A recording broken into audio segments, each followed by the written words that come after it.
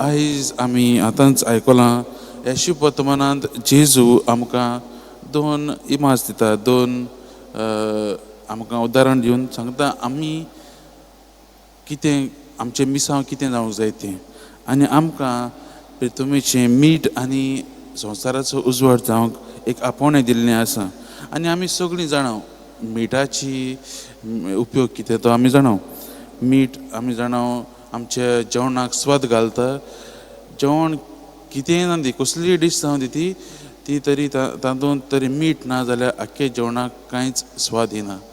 तर मिठाची आमी जाणां उपयोग कितें तो. तेच परी आनी कितें सांबाळून दवरूंक जाय जाल्यार तें प्रिजर्वेटीव कशें वता. म्हाज्या भावान भयणो मीठ आदल्या काळार ग्रीस देशांत देखून मिठाक डिवायन म्हणटाले. तें बरें म्हत्वाचें आसलें, डिवायन म्हूण ते म्हणटाले. तेच परी आदल्या काळार रोमा शारांत देखून सिपायांक तांचो पगार देखून मिठान जातालो. तर मिठाक इतलें मीठ इतलें म्हत्वाचें आसलें की आज जेजू आमकां मिठाचोच उदाहरण दिवन आमकांय दुसऱ्यांक मीठ जावंक आपयता. कित्याक एक मिठाक जायती क्वॉलिटीज आसात. एक भशेन आमी जाणा तें जेवणाक स्वाद दिता गोडये खरें.